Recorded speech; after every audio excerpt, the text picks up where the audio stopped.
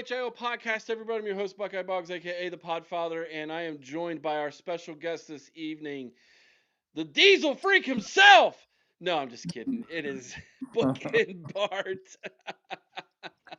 By the way, that on that thumbnail that I made, that was your picture. That was mysterious.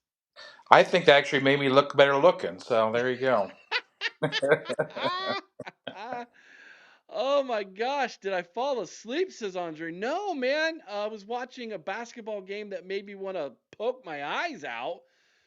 Golly, Ohio State starts the season off against IUPUI, or what we call Ooey Pooey, or as they've changed their names to the IU Indy, as they are now wanting to be called, the Jaguars. Ohio State scored 100 and what was the final score? 119 or 116 to 103. It was, oh my gosh, it was terrible. It was really really bad basketball game. But I don't want to talk about that. I want to talk to all of you tonight. We want to talk about some football. Why are you disappointed, Jeffrey? You disappointed in the basketball team? I'm disappointed in the basketball team. Are you disappointed that it's Bart?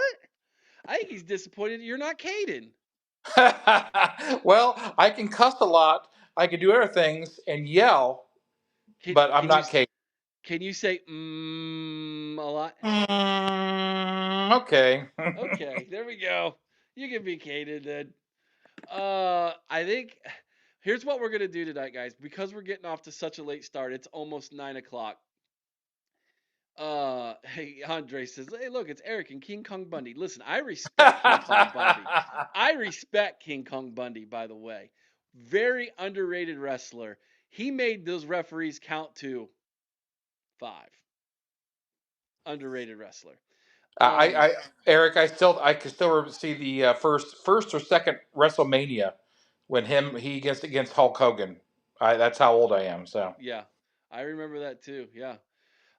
We're gonna probably try to do a timer tonight. I'm gonna work on that. So we're gonna do a timer night. We're gonna keep the calls short. So about 5 to 6 minutes. 5 minutes, you'll get what we'll call the 2 minute warning. We'll call it that. So at 5 minutes, we give you a 2 minute warning, and then you got to wrap it up. That way we can um, get as many phone calls in as we can tonight. Yeah, I know you guys all disappointed that we're starting off late, but I have to watch basketball. I love the sport of basketball. I love Ohio State. It was ugly. I'm not going to lie, but I don't want to talk about it because I'll end up yelling. So let's just go to the phone lines tonight. Let's have a good time. Right off the bat, caller number one. He wasn't the guest, but he's calling in tonight. Let's bring him on. Caden the Diesel Freak. What's up, Dan? You saw my text message, Eric, and I said, congratulations, you won the bet against me again. And please don't ever use my name in ignorance, please. I swear to God, it's going to make me lose my brain cells. Ignorance? What are you talking about? Just don't ever just say, like, oh, it's Caden. Oh, Jinx, it's somebody else besides me that's an issue co-host. I know I lost the bet, but still. Listen, everybody was talking about it, Caden. I was playing along with it. It's all good, buddy. No hard feelings. You know, you've outlawed, maybe lose my dang brain cells because of it, Eric. Oh, my freaking Lord. I about made you lose brain cells over this? How? Because I literally was praying to God we beat Pussy State by at least 56. Well, I mean, Caden, let's be honest, dude. We still beat them pretty good. I mean, but beating Penn State by 50 points was a monumental ask, bro. You had to know that. Oh my God. No? What else am I gonna say? It's another stupid win because literally the Big Ten is the weakest conference in all of college football. Simple as that. The next 3 opponents ain't gonna be nothing to this team. Ain't nothing to this defense. Ain't nothing. Seriously. I mean, what am I gonna say? And I'm being nice to Scum fans because we all know that Scum's gonna get bulldozed, and they know that they're gonna get their butts kicked come November 29th with no excuses by this Ohio State defense. What else do I got to say except for that?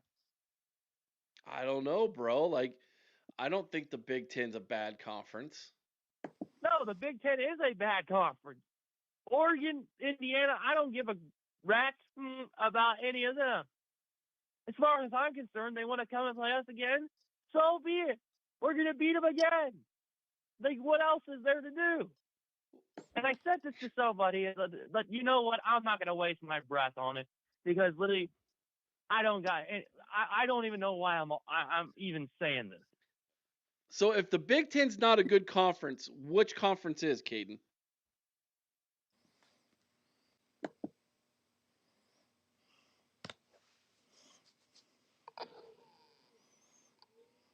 Did you no answer to that? He gone. He left. He hung up. Bart, is the Big Ten a good conference? It varies year to year, honestly. The SEC always says they are the best, and sometimes they are. The Big Ten really depends on Ohio State, Michigan, now Oregon, and Penn State. And if you got one or two of those that are mediocre, the Big Ten can be pretty bad. Um, but I think this year, I think they're decent, especially with Indiana up there. But I don't think they're a bad conference now. Quick question before we go to next call. Andre Green, Eric, is it true that Ohio State doesn't play Penn State until 2028? Yeah, that's true. You're right. Uh, Penn State did not request Ohio State as a protected rival, and so the Big Ten honored their request, and they don't have to play Ohio State every single year. So they out. Okay, here we go. Back to the phone lines. After Caden he waited around all this time to apologize to me, then tell me that the Big Ten's no good, and I said, well, if it's not the Big Ten, then who? And then he hung up on me. So I guess that's how that phone call went. So all right, let's go to Vader. See what he's got to tell us tonight. What's up, Vader? Hey Bogsy, hey Bart, it's Vader. How are you guys doing tonight? So, what's the plan? Are we kicking things off with some tush push talk or breaking out the Viagra jokes early? I've got three things lined up for tonight. First, why Julian Sayin shouldn't just win the Heisman but be way out in front. Second, an Ohio State game recap. And third, a full Week 10 college football breakdown. Where do we want to start, gentlemen? Oh, and before we get rolling, I've gotta say, I'm blown away that Ohio State is actually campaigning for Julian Sayin to win the Heisman. When Eric posted that last night, I honestly thought he just mocked up the website himself. No, that wasn't me. That's Ohio State. So that's what that is. I don't care where we start tonight. Tonight, Vader. You just choose whatever you want to talk about. You tell us what you want to talk about, and Bart and I will reply to it. So go for it, buddy.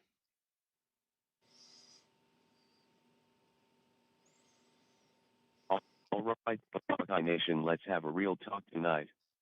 It's week 10 of the college football season, the Heisman race is heating up, and the nation still hasn't caught on to what's happening right here in Columbus, Ohio.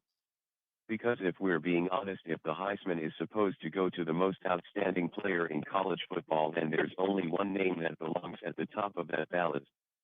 Julian Sayin. Let's look at the body of work. Over 2,100 yards passing, 23 touchdowns, and only 3 interceptions. He's completing over 80% of his throws and carrying a QBR north of 90, the best in the Power 5. But it's not just what he's doing, it's how he's doing it. His average depth of target? 10.3 yards. That means he's not living off screens and dump-offs. He's pushing the ball downfield, attacking corners, dissecting safeties, threading needles 15 yards deep. This kid is a surgeon with a cannon. Just to put Julian Sayin numbers in historical perspective, Bo Nix, who currently holds the record for passing percentage and QBR at 77.3 and 88.6 with the average depth of target of 5.1. Ty Simpson down in Alabama. A fine quarterback, 1,900 yards, 20 TDS, only one pick, but his ADOT sits at 8.1 yards. That's control, not command. Fernando Mendoza at Indiana. Impressive, sure. 25 TDS, 2,100 yards, but that's with an ADOT of 9.2 and a few more mistakes sprinkled in. Julian Sayin is doing everything. They are only better, cleaner, and against tougher competition. Let me paint a picture. First half against Grambling State, Sayin goes 18 for 19, 306 yards, 4 touchdowns. He sat the second half because the game was already over. He didn't need to prove anything, he already had. And every week since, he's been surgical, commanding Ryan Day's offense like a veteran NFL starter. The pocket presence, the timing, the composure, he makes chaos look calm. This isn't just a great quarterback season. This is Heisman-level artistry. So let's be clear, this trophy isn't about hype. It's about impact. It's about the player who defines college football in 2025. And tell me, who's done more to define the season than Julian Sayin? He's the most accurate passer in the country. He's the most efficient quarterback in the Big Ten. And he's the reason Ohio State looks like the best team in America. Heisman voters, take note. The numbers are there. The leadership is there. The dominance is undeniable. Julian Sayin doesn't just deserve the Heisman, he embodies it. This fall, the road to the Heisman runs straight through Columbus. And if you've been watching the same Julian Sayin we have, you already know how this story ends. Julian Sayin, 2025 Heisman Trophy winner. Bart, your thoughts on Julian Sayin being the 2025 Heisman Trophy winner? Well, that was a lot to take there. And that was well, first of all, I want to say that if you're not going to Patreon and looking up Buck Vader on the recruiting, please do. He dropped some huge freaking nuggets on the recruiting site, and I'm just telling you, it's awesome. So if you haven't done that, please go there and do that. Um, Julian saying, I think when you guys talked yesterday on the lounge about um, saying for Heisman, pick your poison with saying with Carnell Tate, with Jeremiah Smith. I think that you have to pick one of those, and let's face it, quarterbacks get the Heisman more than anybody else. And so that was the logical choice. Now, will I say Smith's not going to be there? I think he absolutely will be. But Heisman is a quarterback's award, bar none. Yeah, So, agreed, agreed.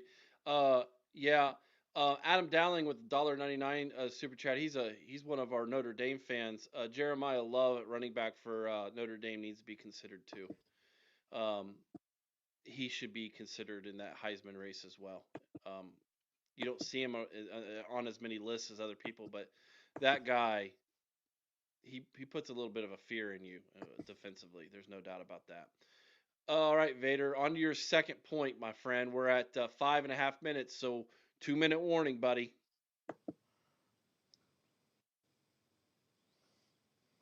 Hey, Podfather Nation, Buck Vader here. And oh boy, what a statement Saturday was in the shoe. Ohio State 38, Penn State 14, and honestly, it wasn't even that close by the time the fourth quarter hit. Julian Sayin, the freshman phenom, the future of Buckeye football, the Heisman front-runner, put on a clinic. I mean, 20 completions on 23 attempts for 316 yards and 4 touchdowns. That's surgical. That's cold-blooded precision.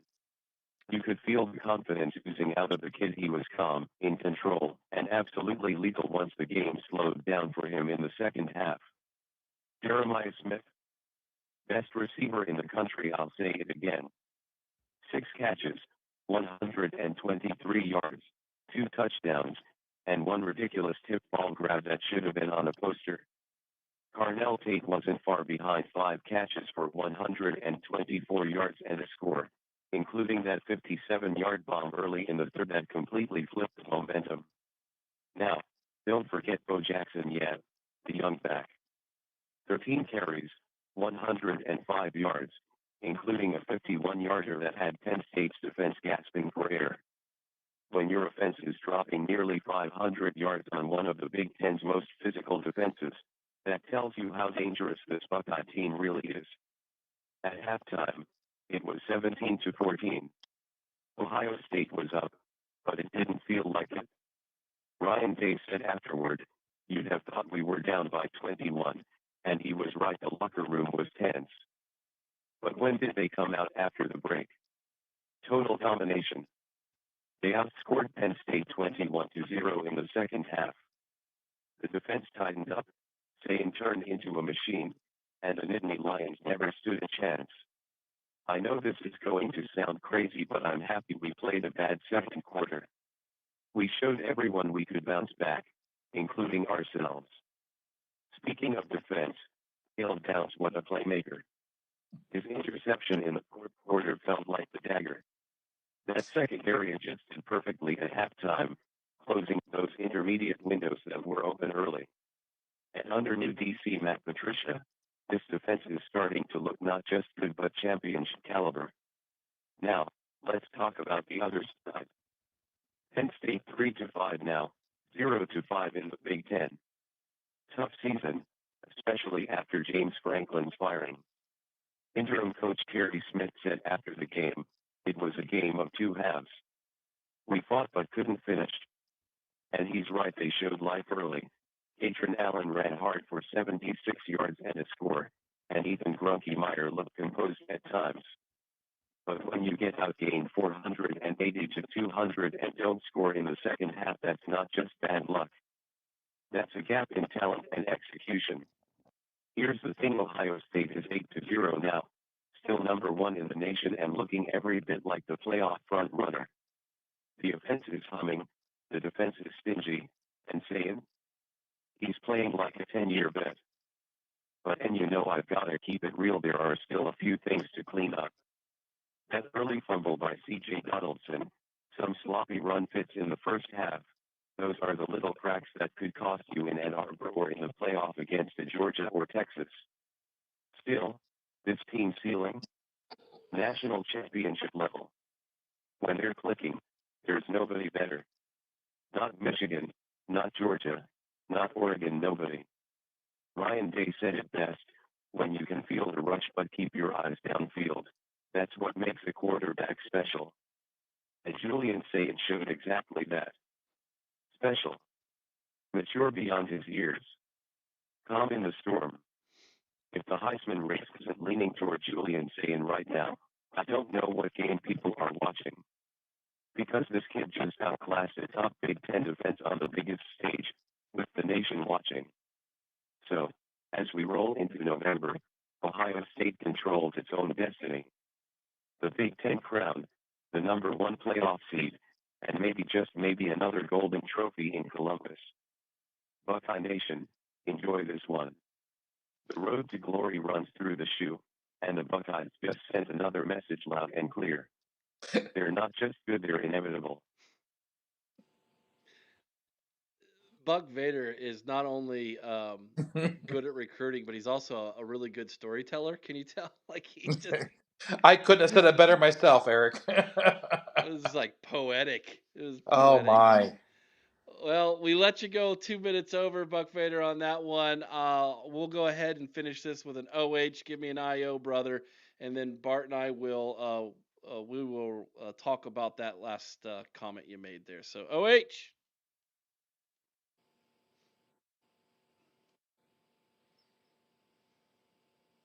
PIO. There it is. Buck Vader, everybody. What do you All think right. about that last comment, Eric? Yeah. What do you think about it?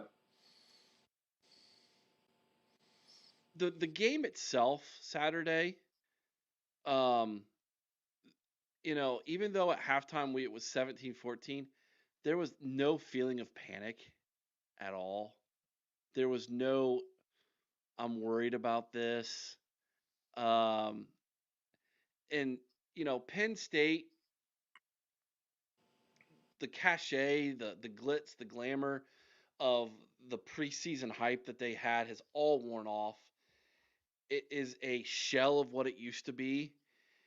And even though we gift wrap 7 points uh, there in that second score to them, and they're only down three, and they're going into halftime with all this like momentum. I mean, it was just like, yeah, no, it's not. That's not what's gonna happen, man. Like that second half by Julian Sane was insane. They had no answer. Jim Knowles and his defense had no answer in the secondary for what we were doing. None. Well, it kind of gives you a great feeling of what Patricia can do because this is really kind of the first time he's had to do in-game adjustments, and he passed that with flying colors on Saturday. And I think Knowles knows this offense more than any other coach we're going to face. So if there are weaknesses on our offense, which I think, the outside sweep, kind of caught us. So I think it's a blessing in disguise that we had to get to face Knowles and show us some of maybe our weaknesses that our defense has. Yeah, But I'm with you. I didn't have any fear of us losing that game at all. none. None. And uh, I mean, if we play the second half like if we play Michigan like we played that second half, we're gonna beat them by 3 or 4 scores.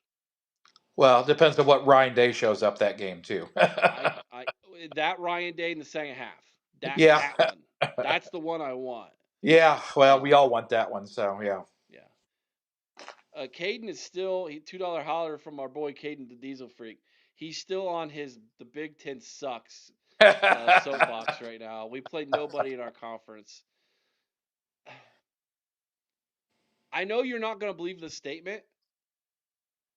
I think the upper echelon of the Big Ten is better than the SEC. 100%. 100%. I'm not saying that overall, top to bottom, but I'm sorry, guys. Have any of you looked at any NFL drafts, mock drafts? 8 out of the first 10 picks on a lot of them are from the Big Ten. What's that tell you? There's been a shift. There has been a shift in college football because you know what? The bagman has been neutralized in the South. Yeah. And it took 3 years to make the shift, but it happened. And so I think your statement's false, Caden. I don't think the Big Ten is a bad conference. Yes, I read your first super chat. I did read it. I'll read it again right now. No apology. Hashtag no apologies. Catch me Saturday evening for my thoughts if anyone cares, but I doubt it. Well, don't whine about it, man. If people don't watch your stuff, man, ask yourself why. Get better. I mean, that's the only advice I can give you, dude. I think you're completely wrong, Eric. I think Caden's completely right, and Big Ten sucks. I don't know where you're I coming agree. from with this, but You're you're crazy. yeah, okay. You're crazy. I think we all Indiana need. does not suck. Oregon does not suck. Michigan does not suck, despite the fact that they barely beat Purdue. Washington does not suck. That's a good football team, and we beat them. What was it, 24-6 or something? But I think where it's coming from, Eric, is we are beating these teams. Indiana is beating those teams because I think those two teams are elite. And when they beat them so bad, everybody thinks, "Oh, they suck." I don't think they suck. I really don't. But it can seem that way. I think. All right, Bradley. He disagrees with me. He says talent wise, yes, I agree, but overall as a whole team, the top of the SEC is still better. I, okay, Let's talk top three. Ohio State, Oregon, and Indiana. Who are the top three in the SEC? Alabama, Georgia, Ole Miss. Who's better? I think it's Big Ten. No, 100%. I mean, maybe 4 through 6. You can argue, but I don't know. Like the same argument they've been making at the end of every year, and then they go into bowl season, and the SEC has one of the worst records in bowl season in the last 5 years. Well, what happened last year in the tournament, Eric? They all got beat except for Texas until they ran into Ohio State. And Texas should have lost that first game in the playoffs before they played us. Bradley says Bama, Georgia, Texas, and Ole Miss is better than us. Better than Ohio State, Indiana, Oregon, Michigan. I don't think so. Yeah. I might be proven wrong. Bradley, I might be proven wrong. I don't think so. Well, there's only one way to prove it, Eric, is in the On the playoffs. field, man. Yep, On in the the field. playoffs this year. All right. Let's go back to the phone lines. What's up, Ray? How you doing, Eric? I'm good, Ray. How are you? Yeah, I got a cold. I'm not feeling very good. I got to have my eye surgery Thursday, so pray for me. It goes good. You got it, buddy. And, I'll put you down on my prayer list, Ray. And I'm gonna do my Christmas stuff for shopping tomorrow, so I'm gonna put yours in the mail tomorrow. So you should get it Thursday or Friday. So Okay. keep an eye on it at the mailbox, okay?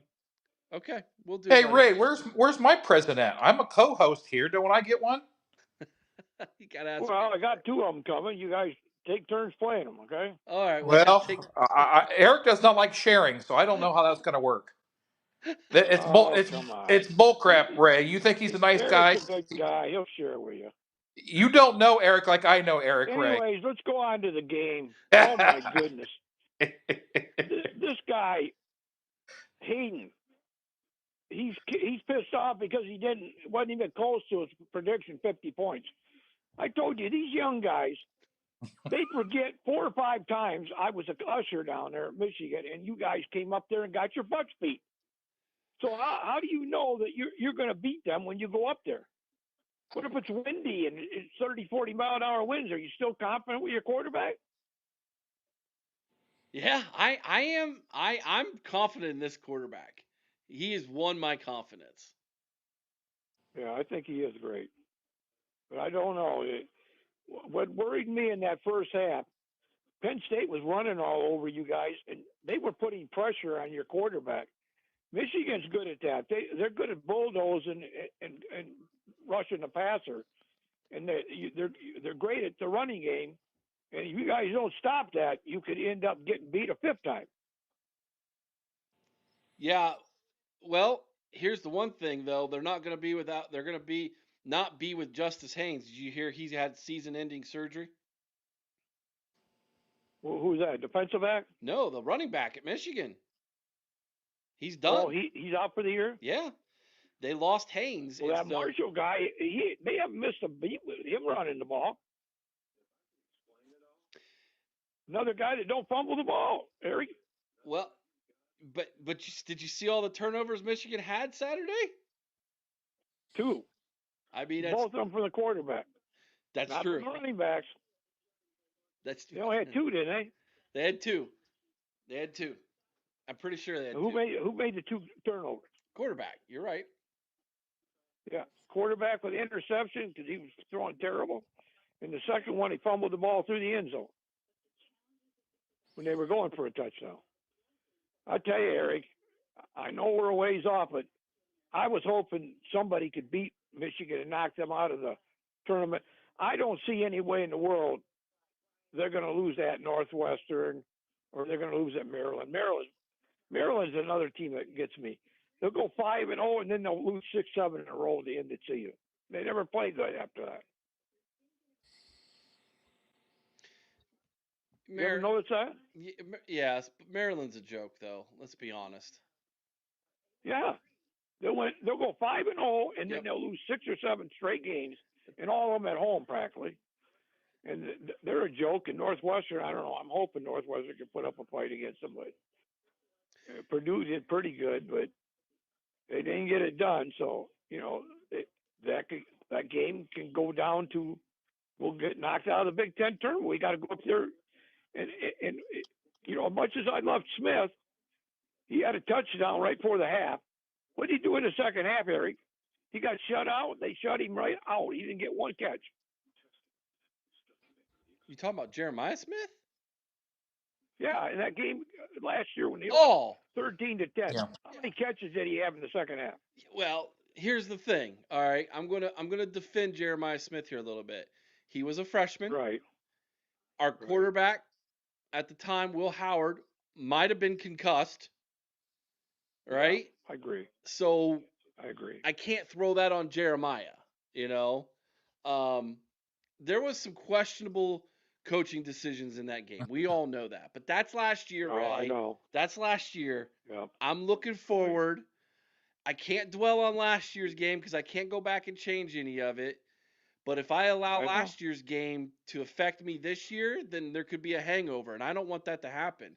I want to go up I to want to remind these young guys to keep thinking they're going to beat Michigan by 50 points. That was supposed to happen last year, and it didn't happen. Until they do it, I'm not banking on anything. well, it's the game. You throw the records out of the book. Like Right. it doesn't matter if we're 11-0 and they're 9-2 going into that game. It doesn't matter. Yep. We're going to get their best shot. They're going to get our best shot. That's the way it has always been. It's the way it always will be. I mean, how many times in this series has the lower ranked team won the game? It's crazy how many times. It is. So And what worries me too is our quarterback was hurt last year. I agree with that point, but they hit hard. Michigan defensive backs come up and hit people hard. I'm worried about our quarterback. He's going to have to get down and not take a big hit like our other quarterback did. So we can't afford to lose him in that game. I agree. And He's too great. He's too great a quarterback. I'm glad you said he's As great. long as he don't get hurt, we should be fine. Hey man, he might have the Heisman on the line, bro. Like we need him. I know. Like I know. go win it, young man. So far, he's done nothing to change my opinion that he's going to be great in the biggest He's games. great. He's accurate 80%. Kurt Warner was only at 70% in his career in the NFL. I mean, my goodness, this kid's a great quarterback. I love how you just compared him to Kurt Warner, your favorite quarterback. I love that, Ray. You love Kurt Warner, man. Yeah, I do, because he's trying to help special needs.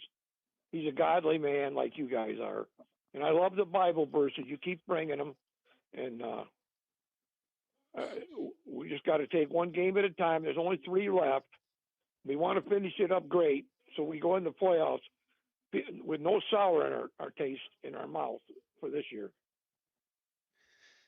I'm with you. I'm with you, Ray.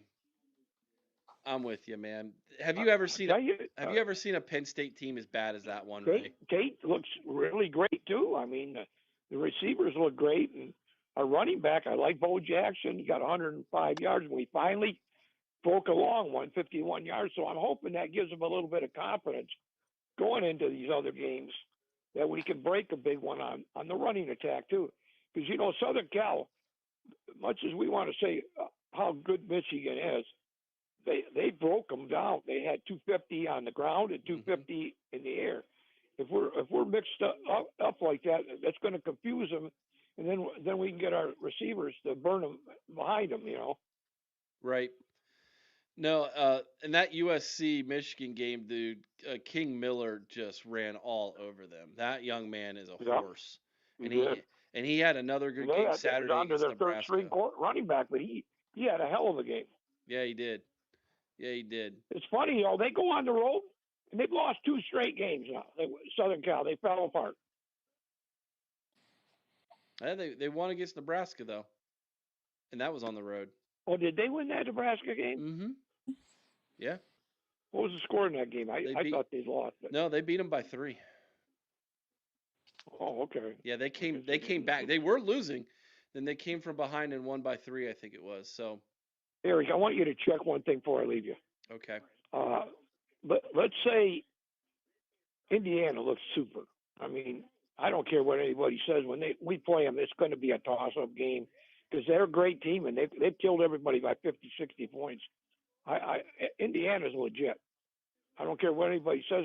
I know they only got 2 3-star players, but he's got them playing like 5-star players. They're all over the field. I've been watching them all year. But I want you to check something for me. If the Bullies have lost 2 games and they lost one to Southern Cal in the Big Ten, what would it take uh, if we happen to lose that game? Would they get in over us? They probably would, wouldn't they?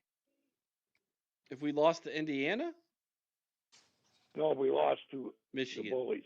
I don't want that Yeah, to happen. because they would own the tiebreaker against us in the Big Ten. So yeah, they would go play Indiana. We wouldn't. It's a play-in There's game. no other teams in the Big Ten right now that are only got 1 loss. Oregon, but Well, what if Oregon and Michigan are both 1 loss? Who goes in? it would be Indiana because they hold the tiebreaker over Oregon, and I think it would be Michigan because they would own the tiebreaker over Ohio State, unless Oregon Oh, gets in over Michigan. yeah. I don't know. I don't know how that would play out. I We got to go up there and not give them any hope because the first right. half we cannot have a rusty, terrible first half like this Penn State game. Expect the crowd ain't going to be crazy going into that second half. We got to take the crowd out of the game and make the fans turn on that joker as a coach. And they lied and cheated their way into getting even. They shouldn't even be in the playoff thing right now. And they should the same the next year they shouldn't even be in it. But we know what happened. The NCAA is a gutless, cowardly people. You got it, buddy. All right, we got to move on to the next caller. Appreciate you calling in, my friend. Okay, God bless. Pray for my family. I'll pray for yours. OH. Io. Yep. All right. I gave him a little more time. Respect your elders. That man, he gets a little bit more time because he's a special guy. All right, Tyler, you're up, buddy. What's up, T? Eric, you know, going to when we go to Ann Arbor, here's the other thing too that Michigan fans are all worried about. Not just Justice Haynes being hurt. They have who else? Jason Barham, he's hurt. Uh, McCauley, he's hurt. Uh, Evan Link, their left tackle, he's out for the year. Yeah, but aren't they going to get a lot of these guys back in the coming weeks? They have like a bye week, and then uh, they're going to be getting a lot of these guys back. And you know what? I'm glad you mentioned that too, because Michigan fans, I'm not going to say who it is, they were saying one of their excuses, Eric, was, oh, their linebackers, since they've lost a bunch of depth at their starting linebackers, they're saying that their linebackers have taken a significant drop off. I'm like, okay, well, we also lost 3 offensive linemen last year, and we got on to win the national championship. So I don't care if you get hurt, like because now they're saying, oh, we have a bunch of freshmen that are now playing on this team now. That's their new excuse, Eric. They have a bunch of freshmen now. Okay. I mean, it doesn't bother me none. Why is my volume so low? Sorry, everybody. I just don't realize that my volume was super low. It doesn't bother me that they make excuses, Tyler. Like they are they are statistically the youngest team in the Big Ten. That's a fact. Yep, and I'm like this. So, okay, you have a bunch of young players.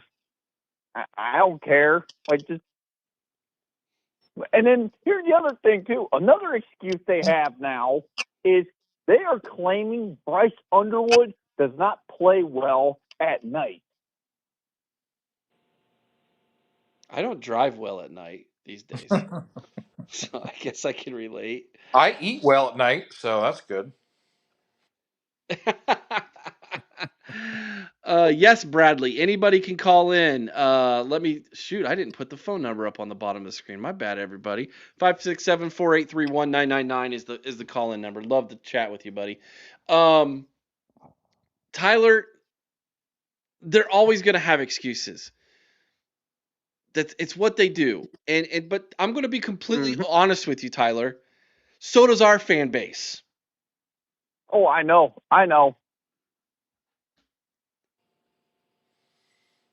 So That's true, Eric.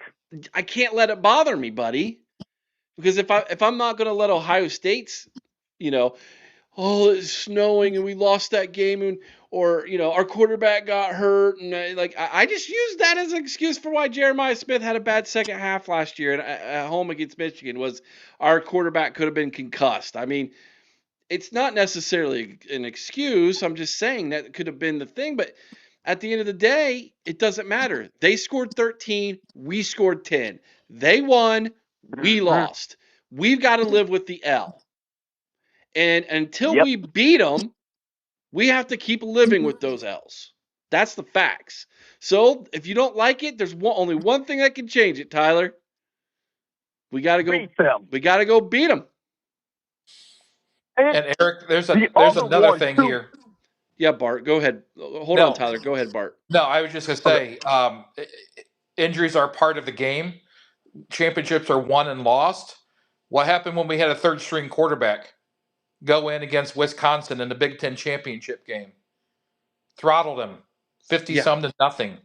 And then we go in and win the national championship with a third string quarterback.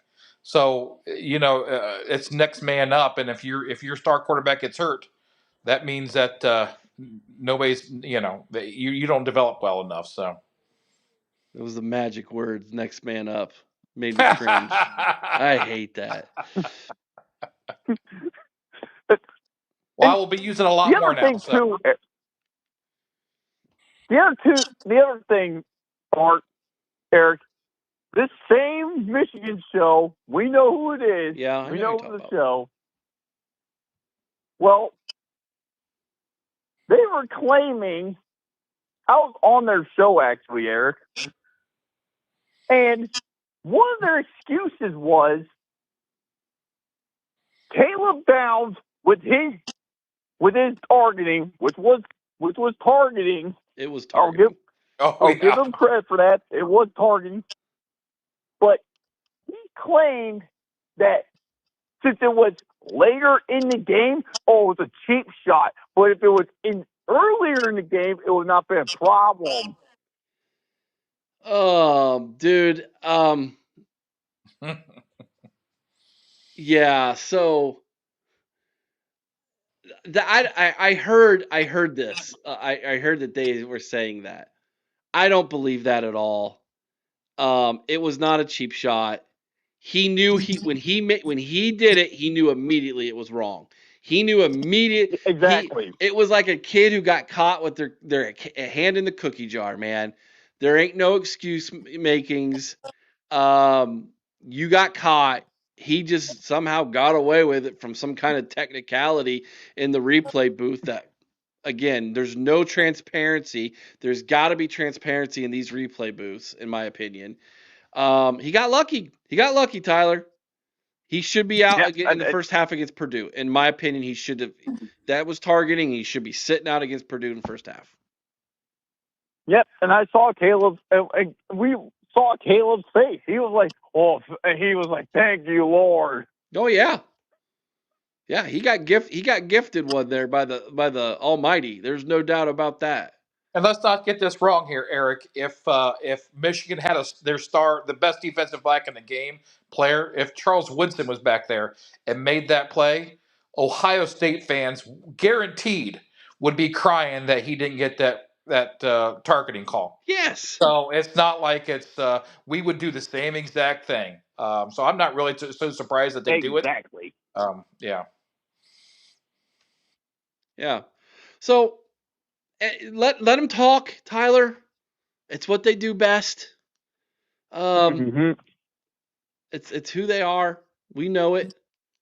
Um, Yep. let our this. I tell you what I love about this football team. They are very quiet when it comes to trash talking. Yep. They let the scoreboard do the talking. They let the scoreboard Exactly. do the talking. And you know one other thing too that's big discrepancy between this team and Michigan right now, Eric. Julian Sane is actually a I leader. was gonna say Bryce quarterback. Underwood. Bryce Underwood is nowhere close to being a leader. I've seen what true leadership looks like in the when serving in the military, and Bryce Underwood is not a leader. In closing, Tyler's a great last comment, buddy, because we're in the 2 minute warning. So this is a Yep. good comment to end on. There's one big advantage that Julian Saint has over Bryce Underwood. He spent a year under the tutelage and guidance and leadership of a man who won a national championship at quarterback at Ohio State. Bryce Underwood is an 18-year-old who went from high school to being the man and has no 360 days or plus of guidance from somebody who did it successfully. Will Howard's leadership last year, to me, that was his greatest asset as a quarterback, was his leadership. So don't sit back and devalue what that experience for Julian Sane was in 2024, watching how Will Howard handled that season as a leader. Big advantage there. I also think you look at the coaches too, Eric. Ryan Day versus Jerome Moore. Give me a break. If you want to teach somebody who's been there and done that as a leader, a quarterback's coach, Ryan Day is the perfect example as a coach to use. 100%. Yeah. All right, T. Have a good night, buddy. OH. I'll. There we goes. All right, man. It's mango time. Ha ha ha! Mango time. What's up, Rocky? Oh, nothing much, man. So this is getting really spicy. I want to go ahead and get the negative out the way. I've calmed down about it, but I'm still kind of not happy about how our fan base trolled Jim Knowles like that. I can't get over that one. That's going to leave a foul taste in my mouth. Like my biggest gripe about, and here's the reason why. We Buckeye fans took a lot on the chin for the last several years by different fan bases whenever we lose football games, and we know what that's like to be talked down to like that. And then we go around and do that to other people, to other teams. Jim Knowles, I understand why, we have this, negative, what he did when the confetti was falling, when the championship trophy was being hoisted. But here's my perspective on this. That's between Ryan Day and Jim Knowles, not Ryan Day, Jim Knowles, and the fan base.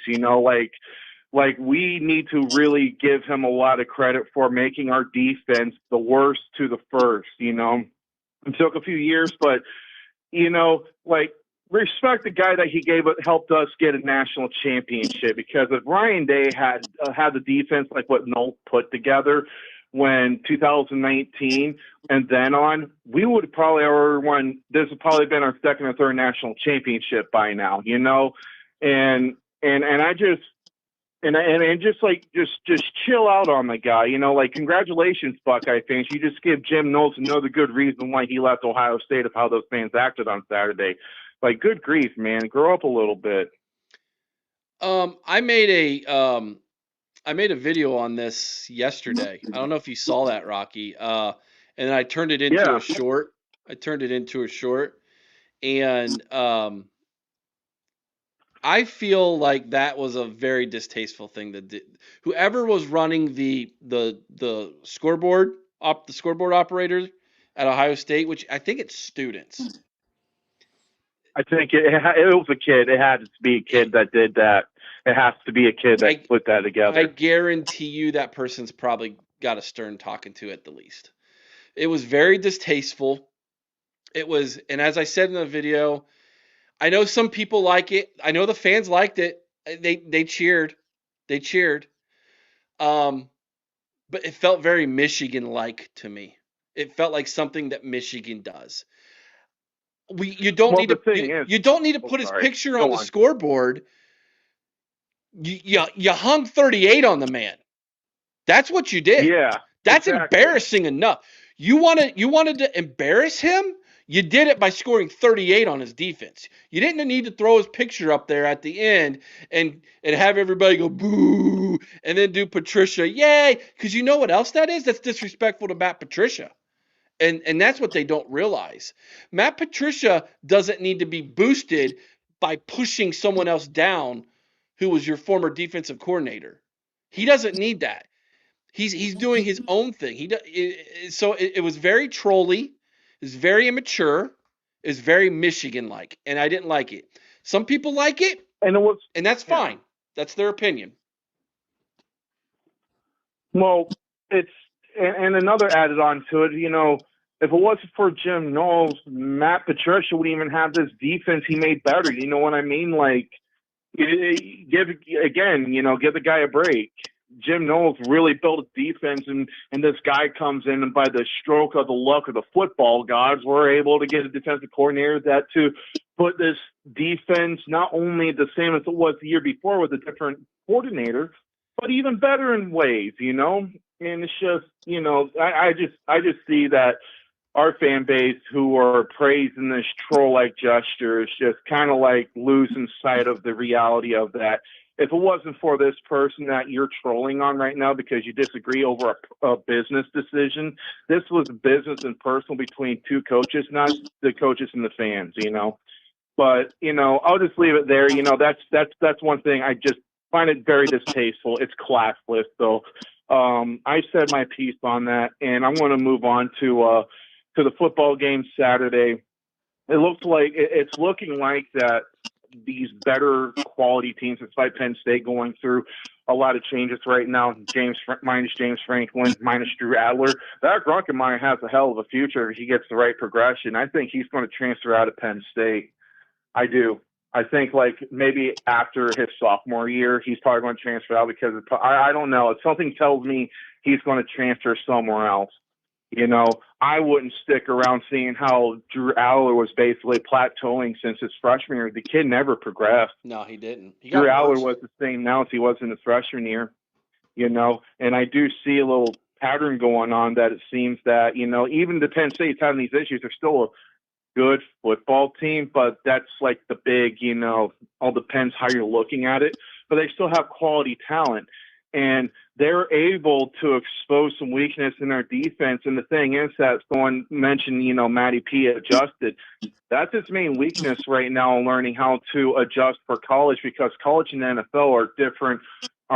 They're a different animal in their own respect, and that's one thing I'm questioning right now. I'm not questioning his ability to beat offenses. I'm questioning how effective and how well and quick he's going to do when going against better teams than Michigan, Penn State, Illinois, because when you get into the playoffs, every team, regardless at the end of the outcome of the football game, they're just going to come out 110%. They're going to be a new version. That's why getting into the playoff games is so important, because everybody who goes in there, doesn't matter their first seed or 12th seed, they're going to play like it's their last football game. You know what I mean? It's a different ball game. Everyone's on a clean slate. They're going to do their best they can. And that's one thing I'm going to keep an eye out on with Matt Patricia. Are you going to adjust? On the offense, we can score it just felt like we can score at will. Anytime Penn State gets a touchdown, it's like Julian saying, it's like, hey, check this out. Boom. And he just drops a 50-yard bomber right on. The dude was dropping dots, Carnell Tate, Jeremiah Smith, and he just makes a circus catch. It's like, it's like it looks like we're starting to score at will now, and it seems like the offense now just figured out how to take to do that on teams. What do you guys' take on that? Go ahead, Bart. Well, hey, when it comes to Matt Patricia, I think the one advantage he has over every other defensive coordinator is NFL. He confuses quarterbacks at the line. Yeah. So I don't care what quarterback you have in college football now, they are not NFL ready. They haven't seen NFL defenses. And if you can confuse a person, especially a quarterback, to even think a couple seconds, what defense are they in? Where are they going to go the ball? I don't care. Even Ty Simpson, which I think is a great quarterback, I think you're going to confuse him. And that's where he has the advantage that other coordinators don't have. And whether it's adjustments or not, if you can get that quarterback confused at the beginning of a play, you're going to create turnovers. I just don't like his. We haven't generated a pass rush yet, and I think that is where it's really going to hurt us. But we're fourth in the country in sacks, and it just doesn't seem like that. So, what do you think, Eric? It's hard for me to judge any part of this defense because it's been awesome. Yeah. I mean, it's the first game of the season we gave up double-digit points, and it was 14. And let's be honest, the offense really gift wrapped that second touchdown. Well, when I said that the other day was when the other team gets a first down, you're disappointed. How spoiled are we that when the other team gets a first down, we get disappointed? It's like I'm going to get my brownie bite flurry over here and drink it because they got a first down. I mean, come on. Come on, Mangoes. What do you think? Well, what I think is that you struck a really good point. Like we're that spoiled now, and one thing that we really see. Here's the thing too. The other teams can get much first downs as they want, but you know what area of the field they really struggled? The red zone. We're the best red zone defense, and Penn State was the only team that got some touchdowns in the red zone. So what? Big deal. They're going to still carry on and doing that.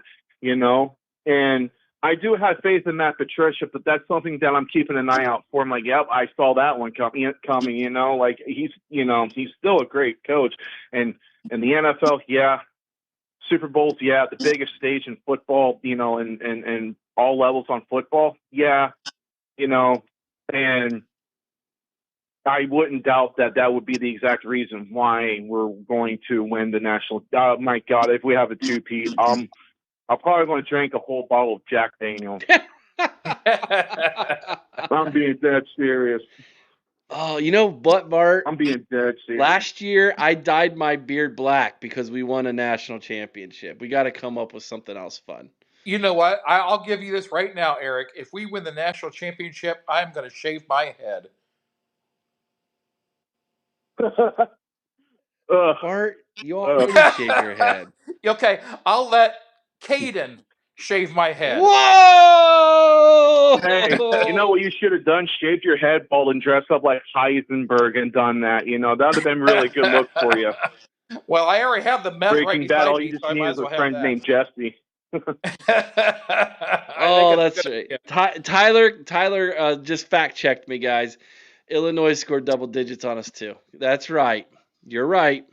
Yeah. You're right.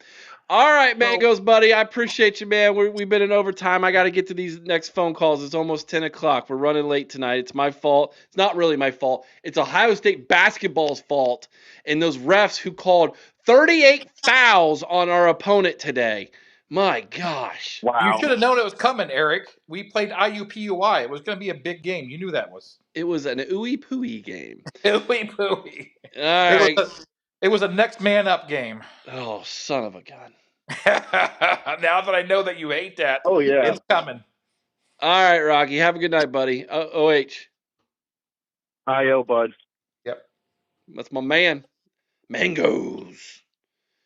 All right, Bart. I have something special for you to talk to. Do you like mangoes, next. by the way, Eric? I do. I've never had one before. Really? Unless they came in between a Big Mac at McDonald's, I've never had one before. Unless it was with the onions and the lettuce and the special sauce. So who do you got special up right now? I have someone special for you to talk to. Are you ready? I'm waiting. All right. All right, caller. Hello, gentlemen. Give Hello, Bart. gentlemen. That's Mika, isn't it? It is Mika. Mika! I can't wait to meet Hello, you, boys. girl. I'm telling you what, the You need greatest a thing nickname. ever is Illuminati. That is the greatest name ever. And I've Well, got thank that you. I already in the try. works to put on hats, to put on shirts. We are going to sell Illuminati, and they're going to go Oh, by. kitty. Yes. Love it. What's on your You mind need a tonight? nickname. Can you hear me? I said, what's on your Yeah, mind tonight, Mika? We can't hear you, Mika. Speak up. What's on your mind tonight? nothing much. I think we got some booms coming. Okay. Give me your predictions. Who are these booms? Let's hear them. I think we win. Land Kevin Brown. The 5-star offensive lineman. Yep. I think we get him. And would tonight's news about Aaron Thomas decommitting have anything to do with that?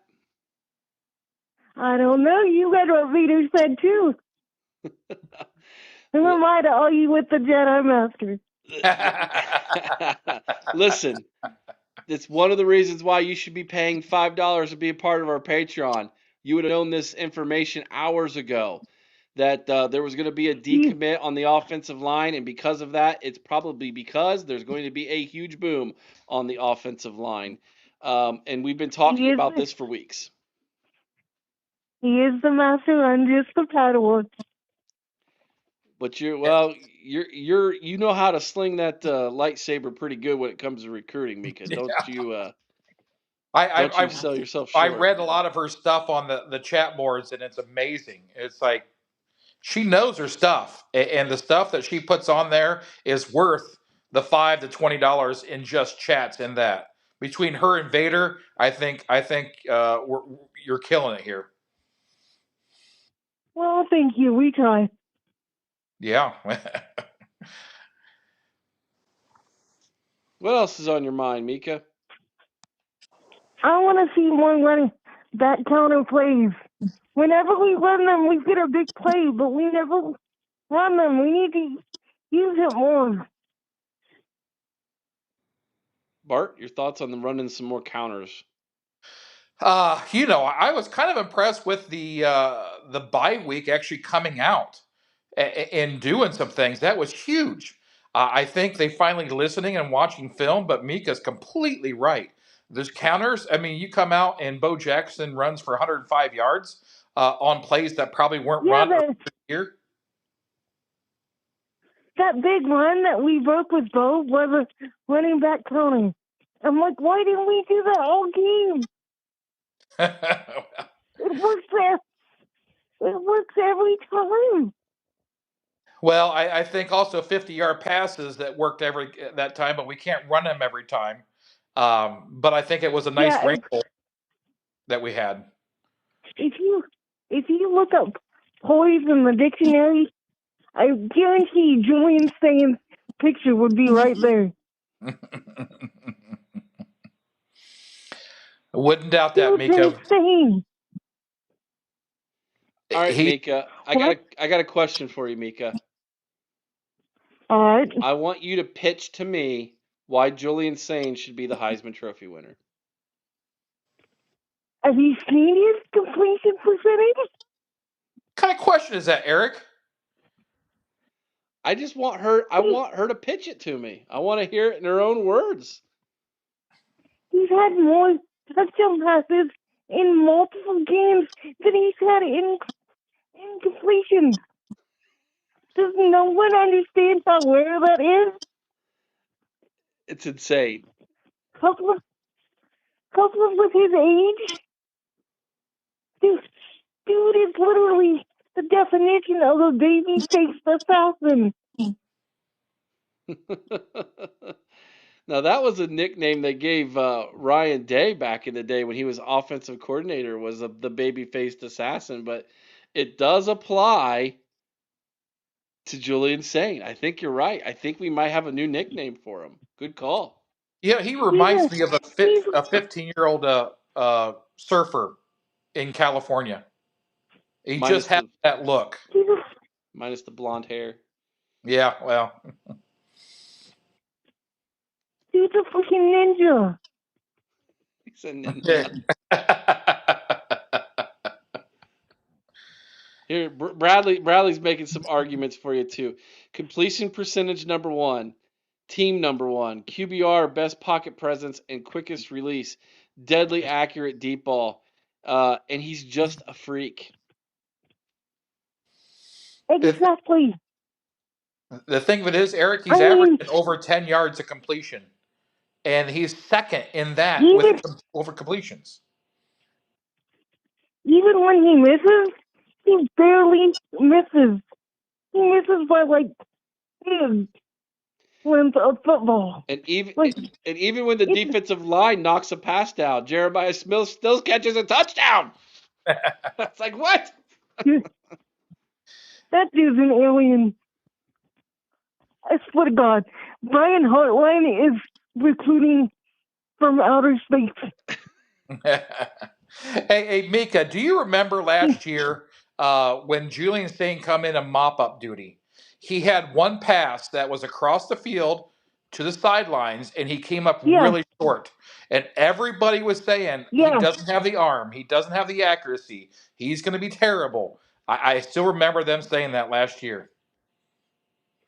yeah. It was a screen pass to, to the running back.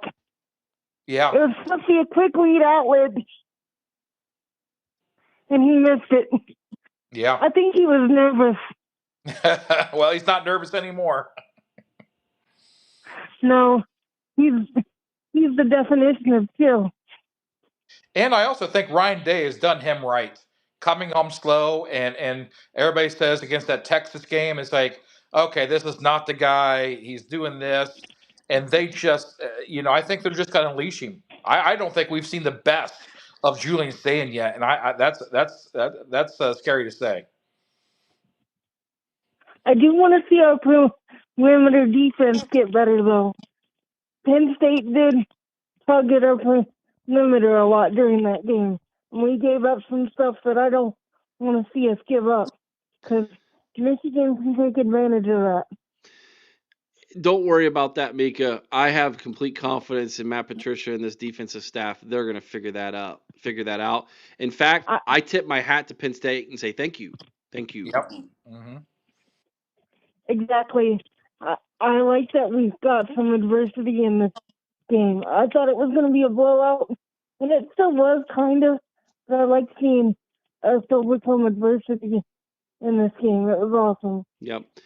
Now, Mika, before I let you go, the second installment of the Illuminati podcast will be dropping in 2 days over on our Patreon. Would you like to maybe tease a little bit of what you're planning on talking about on your second installment of the Illuminati? Of course, I'll be covering some recruiting stuff and some of the stuff dealing with the Disney blackout for YouTube TV stuff, and also my feelings on that, and a couple other things I got in the works. Sounds good. That'll be Wednesday Wednesday afternoon when the Illuminati episode number 2 will drop over on our Patreon channel. Link is right below us. Go click on that. Only costs $5 a month to get that extra content and to be a part of all the message boards. If you want this awesome hat that I'm says members only, and be in the drawing, which we didn't do a drawing Friday because, well, my wife had a medical issue at the end of last week, so I spent some time being with her on Friday. But we will do that drawing for October this week. We will have our drawing for our $20 members.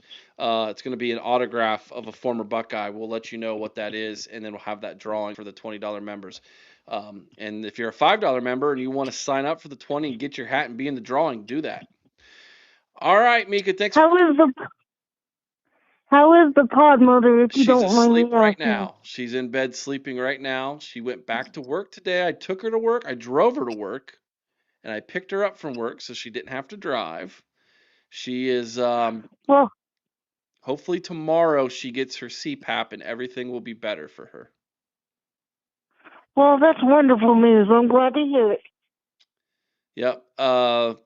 It's gonna be hopefully it's really good for her. But she's had a better weekend and she's had a really good Monday and a start to her week. So thank you for caring, Meek. I appreciate that. Well, give her a hug for me, would you? Well, not when I go to bed because if I hug her and she's asleep, I'm liable to get punched. So I'll have to wait till the morning. Well, wait till she gets up. All right, sounds good, Meek. And thank you so much, doll. Have a good night. Good night, OH. Mika. Good night, guys. Love y'all. Love you Go too, Bucks. sis. All right, go Bucks. How do you not love that girl? Yeah. I tell you what, Bart. Maybe you can go down with us to Southern Ohio, and when we go meet her.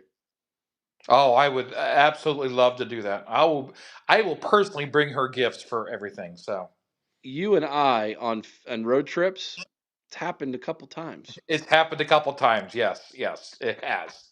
It has been epic. So That sounds like a behind the paywall episode for everybody. well, you had to sit on one, and I had to balance the truck on the other side. So we couldn't sit on one side at all. So that was scary at some points. But yeah, There's a lot don't of look things. don't look at me like that. There was a lot of things about that trip to Chicago that were scary. Let's just be honest, Oh man. yeah, yeah. That might be an episode. So Speaking of Chicago, what's up, TG? Yo, what up, Eric? It's been a while since I called in. It has been a while. You've been busy, like doing multiple shows a week, and you got the Buckeyes in the NFL rundown on Patreon. You do the Buckeye Ladies show. Like, girl, you're right up there with me. You need to get some time to get some sleep. Yeah, I'm actually going to be telling you, Eric. I am planning on doing something else on Patreon, which is reacting to our Buckeyes in the NFL. Cool. I love it. Yeah, I'm planning on doing that. So, I already know which game I'm going to start with because our Buckeyes are kind of killing it right now in the NFL. So I figured I'd let you know that one. That's something I'm going to start up soon. I love it. I can't wait to hear more about it. What's on your mind tonight, TG? Well, first, let me say with the Penn State game, listen, I know a lot of people look at the Jim Knowles taunting as it's kind of like Michigan level, but you can't tell me it wasn't funny in a way. It's Y'all can't tell me that wasn't funny. I mean, it depends on what your definition of humor is. I guess. In a way, it was funny. Let me tell you this. In a way, it was funny because to me, it was like Ohio State being absolutely just petty. Because it's all fair about Ohio State. I don't think that's new, especially with Ryan Day. Like, they are petty to the bone. And in a way, the pettiness can be funny. Eric, I'm with TG on this one. I disagree. Are you really? Oh yeah, big time. When I'm a big Cavs fan. When LeBron left, hated the dude. When he came back to Cavs, I was there. We booed. That's just part of it. I think you have to have a sense of humor. You make that much money, you make a decision to leave the team that I love the most, you're getting trolled. Doesn't mean that we're cussing at him, doesn't mean we're hitting him. It's just a booing. He had to know what's coming. And I think the sense of humor, and I think 75% of those people at the highest stadium don't know football as much as we crazy people do.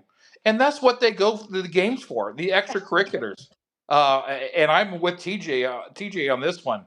It's like it's trolling, but it's fun at the expense of somebody that left us. I guess it's you and TG versus me and Mangoes on this one then, and that's okay. That's I like our yeah. chances. Look, listen here. I can understand everybody like, oh, he won us the national championship. Yeah, it took Ryan Day putting a boot to his behind for him to finally change that dang defense. So like, because his defense has a problem showing up in big games, if anything.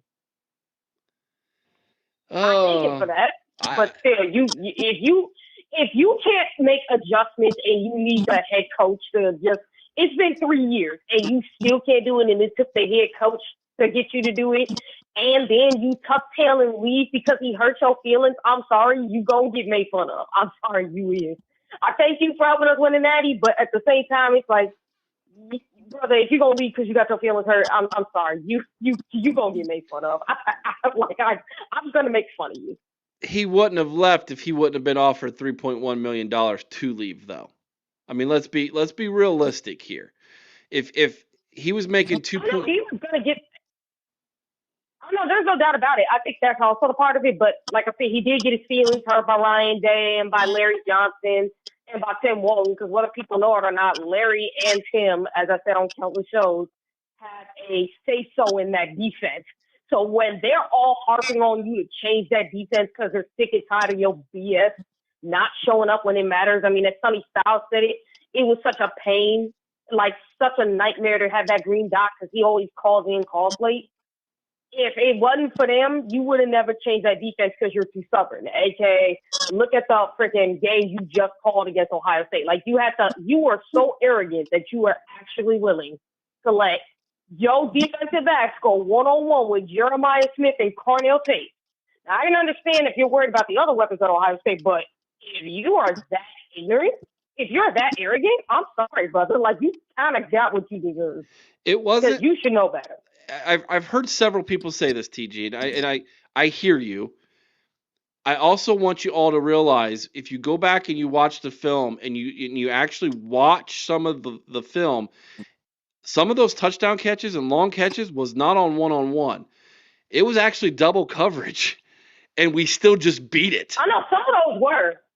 We No, some just of those beat were. it. There is no doubt about that. But there are times he did leave them one on one, and I'm like, no, come on, man. Well, I think also it was the first drive of the game that he basically That single was covered him, still, and then he changed his thing. It's like, yeah, okay, this is not that was just ignorant. That That was just that ignorant. first drive. Arrogant. Let's talk about that first drive for a second because when we were doing the live watch, I was shocked at how much eye candy Ryan Day was showing early in the game with all the pre-snap motion. It was not Ohio State's normal offense to see all that movement up front. And it was designed, I think, to basically not only show his hand, Jim Knowles' hand, and what he was going to be running defensively, but I think it was purposely done by Ryan Day to Jim Knowles to basically say, Yes. I'm going to Jedi mind trick you all game long if I want to. And Yeah, that's what I thought it was. that to me is the ultimate trolling that was happening, not the scoreboard stuff. But that's my two Oh, cents. yes. Oh, yes. I think that's why I said I love the fact that Ryan Day, that's why I find it so funny. Again, people could think it's Michigan, it could be Michigan level. I know for a lot of people, I don't like that. But the reality is, the pettiness is just funny. Like, come on, guys, you gotta love the pettiness of Ryan Day because, like, petty Ryan Day is like the best Ryan Day. It really is. Him being petty is just absolutely funny. Well, we used to call this angry Ryan Day. When Ryan Day gets angry as a play caller, he gets uber aggressive, and we love it. We saw it in the playoffs last year. Aggressive Ryan Day with this offense is fun to watch and is dangerous for Not only is defenses. it fun to watch, not only is it fun to watch, but it's like with Ryan Day, like some of the stuff that we see this offense run, we have never seen them do before. And I'm like, wow, Ryan. Because a part of me was like, dang, Ryan, you think his defense? Because I'm like, you must really think his defense is not. You know his defense so well to a point where you're like, you know what? I'm just gonna treat you like you one of these like Purdue teams where I could just run certain stuff on offense to see if I can get away with it. Because like in my opinion, Ryan Day believes like he knew he was gonna be able to stop. He was gonna be able to run all over Nova's defense. He's like, let me try out some new stuff that I ain't tried out before. Let me just see can I do that in this game. And I'm like, you petty, Ryan. You really petty. Can you guys imagine what Ryan Day, being a coach that has Julian Sayin Carnell Tate and Jeremiah Smith. I think it's hard not to call pass play every freaking time because you have those guys. But to play with those guys on as a coach, it's got to be incredible. Oh, absolutely. And then you can add on Max Clare, Bo Jackson, and that running back room is starting to come around. Like, if you're able to play with all this talent in that tight end room and in that running back room, you got something. Yeah. You do. It's going to be hard not to. Indeed it is. Indeed it is. TG, anything else, girl? Hey, here's what I'm going to say. I can't wait for the Purdue game, mainly because I just want to see what is Ryan Day actually going to do. I want to see what kind of new offenses or what kind of new formations he's going to put in there because I think that's going to be fun. And Eric, don't forget my little suggestion I made about Twitch. I know. I know. I'm trying. There's only so many hours in the day. TG, I had a really super exciting conversation with somebody today. In the conversation, we actually talked about you, and there might be an opportunity that I can get for you in Chicago. So I will let you know more about it. Ooh. I can't promise anything right now, but they were very interested in learning more about you, and they are some super big wig people. So I Hey, don't. Eric, you going to punish her by making her the sideline reporter for the Northwestern Wildcats football team? No, I Okay. would never do that to her. Never. That's okay. Good one, Bart. Never. Let's just say that there might be a really huge opportunity for her in her home city there. So That is great. Yeah. yeah, so I'm working for you, Thanks, TG. Eric. I'm working for you, girl. So hang tight. If all goes well in the next couple weeks, hopefully I will get you in contact with the person I met today, who will be able to put you in contact with some people who are more powerful than I am, there in your hometown to promote you. So, all right, TG, you have a good night. Thanks for calling in. I'm glad you did. It's been a while since you've done that. It's good to hear your Yep. voice. Night, TJ. Yeah, it's been great to hear. Yeah, it's been great to be on here, guys. And I want to thank you again, Eric, for the amazing opportunity. I hope some could come of it, but I want to thank you for telling me. And by the way, you know how you've been having issues with the super chats lately? Yeah. Well, there is a way you could counter that, actually, because I've seen this with other YouTubers. Do you have a what do you call it? A Cash App account? Yeah, I have. Yeah, I have a couple. I have a couple different ones. Yeah. Yeah, I do. If you create one for the if you create one for the OHIO podcast and you put that up for people to send money to, that could actually probably help you. Venmo. And you can tell them they don't Venmo. have to send a lot, just send some.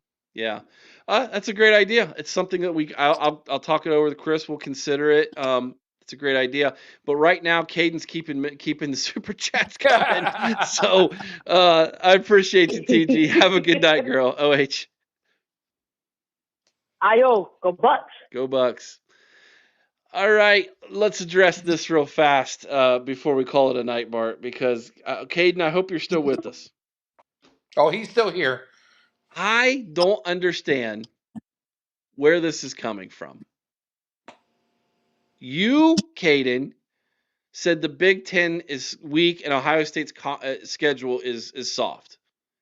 I disagreed with you and said the Big Ten is not weak. And then you hung up. That was all that happened. I didn't make fun of you. I didn't put you down. I disagreed with your take. If me, as the host, am not allowed to disagree with your take, the guest, then is it truly my show? You have your own platform. You started your own YouTube channel. You have your own show. Feel free to disagree with whoever you want on your platform. So I disagree big time with this little tantrum you're throwing tonight, which, by the way, thanks for the $5 super chat on top of it, I guess. It's okay that people disagree with you. It's okay. How you fight your argument on that is come with facts. I don't think the Big Ten is as good as you think it is, Eric, and here are my 5 reasons why. And I will listen to those, and you might be able to change my opinion based on the data you are bringing to me to back up your argument. That's what I'm wanting from you. That's what I'm seeking from you. Have an opinion, and that's fine. And if I disagree with your opinion, give me reasons why I shouldn't disagree with your opinion. That's all I'm asking for. You hung up and you were mad because I pushed back on you. That's not fair to me. That's on you. Okay? I have given you more opportunities than any other host on YouTube. I have not banned you from my channel. I already shut off the phone line, Caden. I'm calling in. I've already shut it off, buddy. You have to call in next Monday. I've not banned you. I've given you ample opportunities when no one else has. I've tried to mentor you. I've tried to give you advice. I've tried to help the chat understand you better and support you. And then you just hang up on me? It's a little bit disrespectful, Caden. That's a little bit disrespectful. So, think about that. And then I'll tell you what, you have my number. You call me tomorrow at some point when you're not busy. I know you're a busy man, and I respect the fact that you work hard farming. I respect that. I see that. You call me tomorrow. You and I will have a conversation if I'm free when you call. If not, I'll call you back when I am free. We'll talk it out man to man, and I'll explain my stance a little bit again. You think about it tonight. You cool off a little bit. You think about it. And I guarantee you, if you think about it, you'll know Eric's not out here to hurt me. Eric's actually here to help me, and he's probably right. We Derek, like him. isn't this what these call-in shows are for? Yes. Back and forth. Me and you disagreed tonight. I love trolling Jim Knowles. You didn't. But that's what the back and forth is. At the very end, we're still Buckeye fans, every one of us, and we have differing opinions every day in our whole lives. We can't go around treating people that if you have a different opinion, that you just shut them out. If you really like this podcast and everything, that's how this goes. Just come in like facts, present them, and he'll probably still disagree with you. That doesn't mean you're wrong. Doesn't mean he's wrong. They're just opinions that nobody can prove. So I completely agree with 100% what you said, Eric. All right, everybody. It's been good, Bart. Thanks for hanging out with us tonight Hey, for real your quick, first Eric, call-in show. Yeah, can you stop? Can you, the very end of this podcast, can you tell us your Brian Hartline news? Do you have any? I do. I put it on Patreon. Did you read it? I did read it. Well, of course I read it. Yeah, I'll do it. Here in closing. You did start this podcast, this call-in show late. So at least give the people who stayed late a little brownie bite to survive them tonight. You're right. All right. Here is my Brian Hartline news. And by the way, if you remember Patreon, you could have read that. You could have read it this morning. I posted it this morning.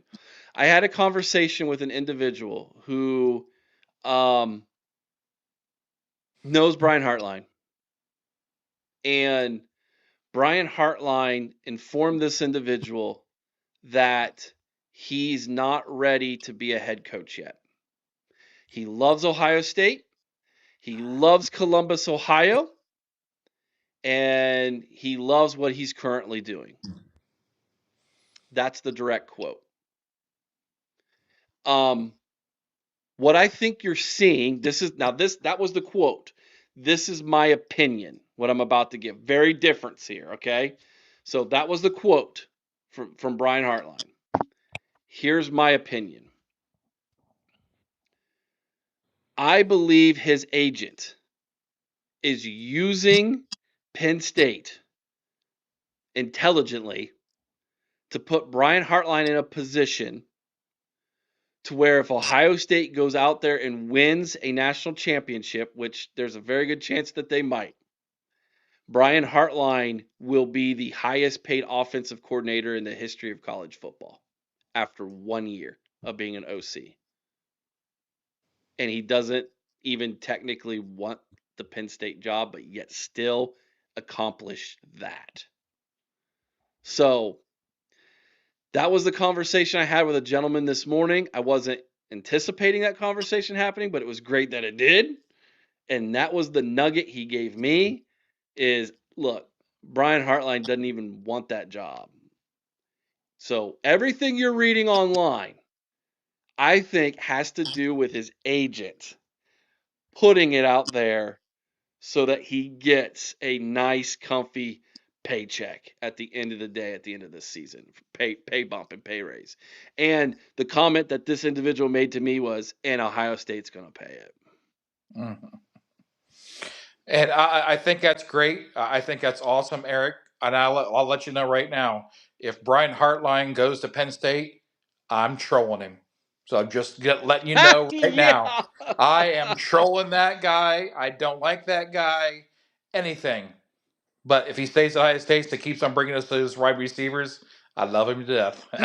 Yeah, Hey, I bet that's true. next. Hey, if he leaves, next man up, Eric. That's all we got Oh, if he to leaves, I'll tell you right now, if he leaves, first phone call Ryan Day makes is Chip Kelly. Oh, 100%. 100%. Yes. Yeah. Completely agree. But But that's that's a that was the great nugget. nugget. That Great was the nugget. nugget Right? I got today. Shout out to my guy who gave it to me.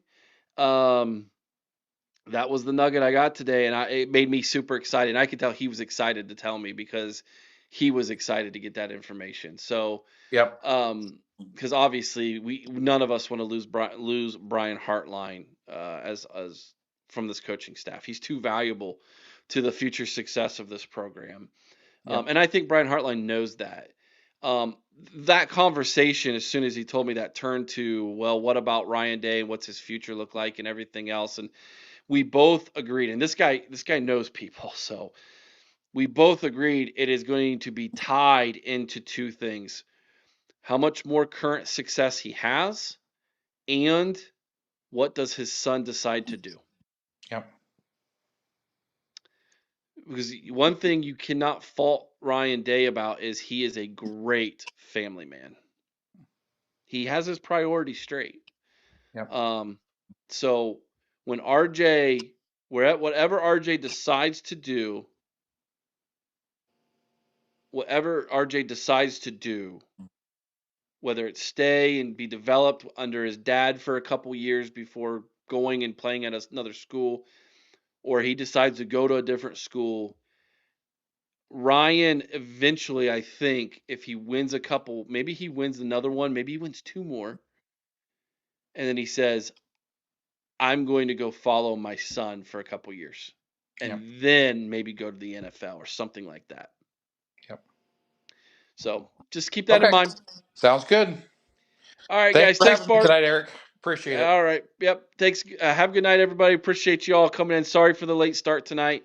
We can blame the refs and the terrible defense for Ohio State for that. We will for basketball, that is. We will be back tomorrow at noon, 12 o'clock Eastern, right here for a live Ryan Day press conference show. We're going to do a live response for Ryan Day's press conference here tomorrow at noon, and then 8 o'clock Eastern, Butler Benote will be joining TG and Sean on the Buckeye Lounge tomorrow night at 8 o'clock Eastern. Again, all of that right here on the YouTube channel of the OHIO podcast. Go check out Patreon. More stuff coming your way these next couple days. Don't miss it, everybody. Have a good night. God bless. Go Bucks. OH. IO. Go Bucks.